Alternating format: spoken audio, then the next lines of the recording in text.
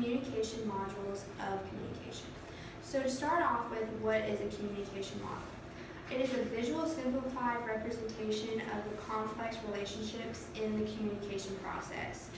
There's three models that we're going to discuss today, and there's the linear, interactional, and transactional.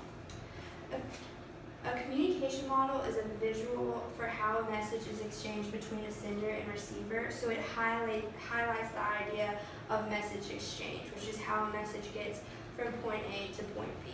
So whenever looking at these, you want to make sure that you can always understand who is sending, receiving, and where the message is going. Okay, so looking at all of these, you're going to notice that there's some characteristics that are similar amongst all of them, and that's going to be the sender, the message, and the receiver. So to start off with, the sender is the source of the message. The message is a spoken, written, or unspoken information that is from sender to receiver, and then the receiver is the intended target of the message. Then you'll also have channel, and think about it, channel is going to be the pathway with which through the message is sent, like a ship goes through a channel. It's just a pathway. Channels can be different, like over the phone, face-to-face, over text, examples like that. Then you also have the inclusion of noise. Noise is going to be anything that interferes with the accurate transmission or reception of a message. You have four types: physical, physiological, psychological, and semantic.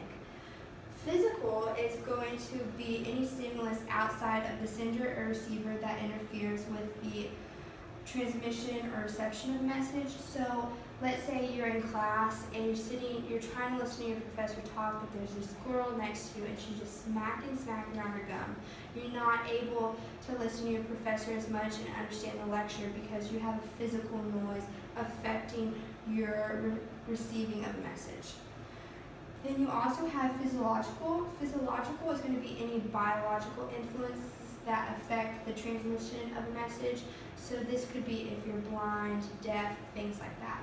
Then you have psychological, and this is going to be personal biases or prejudices that interfere with the transmission of a message. So this is like when a Democrat doesn't want to hear a Republican's point of view. That's psychological noise because they don't agree, so they're not really listening and receiving the message. Then finally you have semantic, and semantic is where the sender and the receiver put different meanings to the same phrase. So this can be like how you tell your friend, "Hey, I love you," and how you tell your mom or your husband or your serious boyfriend, "I love you." It's kind of a different meaning for the same phrase, "I love you," and it can cause communication issues. Okay, so now we're going to start with context. Context is the environment in which a message is sent. Context is important because it affects how the message is going to be received and interpreted. You have three types of context. The first is physical. This is the tangible environment in which communication occurs. So this is, let's say you're eating a romantic dinner, it's easy to communicate, versus you're at a coffee shop and you're trying to chit-chat but you can't even hear what the person across from you is saying. That would be physical context. Cultural context. This is cultural environment in which communication occurs. Rules, roles, norms, and patterns of communication are unique. So this would be like if your grandparents speak Spanish but you speak English. That would be a cultural context issue. Social, emotional context. This is relational and emotional environment in which communication occurs. So if you're sitting at a job interview versus if you're sitting talking to your best friend, the communication is going to be different. And then lastly, you have historical context, and that's a type of context in which messages are understood in a relationship due to previously sent messages. So this is like your boyfriend says, "I love you" for the first time, and you know that's a big deal because he's never said it before. So you use your past experiences and understandings to affect how you understand this new message. So now that we have all the basics about the communication models understood, let's go into the linear model. So just looking at it, you can tell that it is a very simple model, and it highlights the idea of communication being a one-way process. There's no feedback in the linear model, so that means that once the sender gets the message to the receiver, the communication channel closes. There's going to be no continuum of communication. The channel Okay, so an idea of this is going to be, let's say you're at a college lecture, your professor would be the sender, the message would be the lecture and the information he's giving, and you're going to be the receiver. But you usually don't raise your hand or try to have a one-way conversation with your professor during lecture. And then you want to also highlight that noise is present, so there's also stimulus and stuff that is affecting how the message is transmitted. Okay, next we're going to go to the interactional model of communication.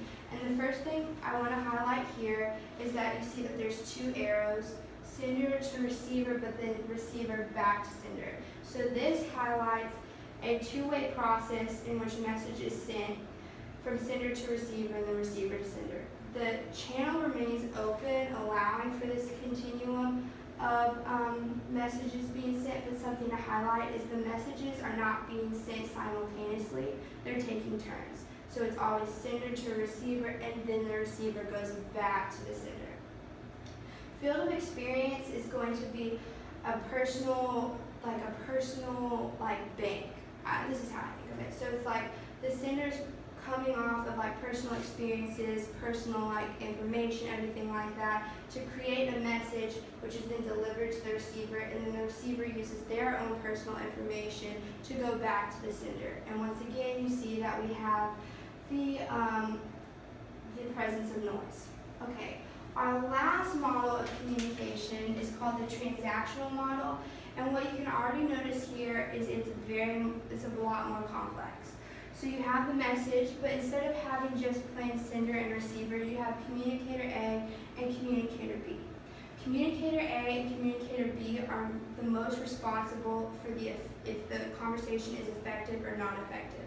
Whereas in the linear model, you'll see that the sender was responsible for how effective the message was. So you have communicator A and communicator B, who each have their own individual field of experiences. But as they communicate, they're going to build upon a shared field of experience, which heightens their communication process.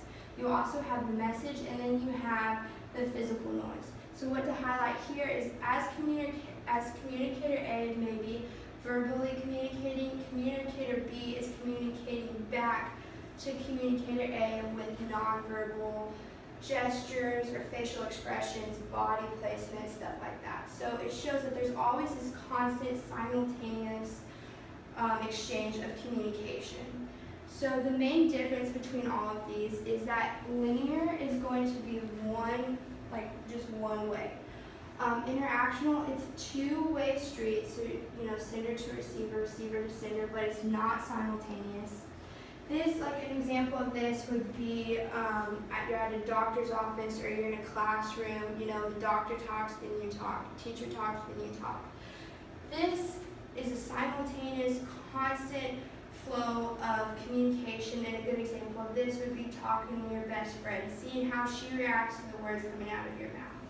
So I hope this helps you better understand the communication models, and thanks.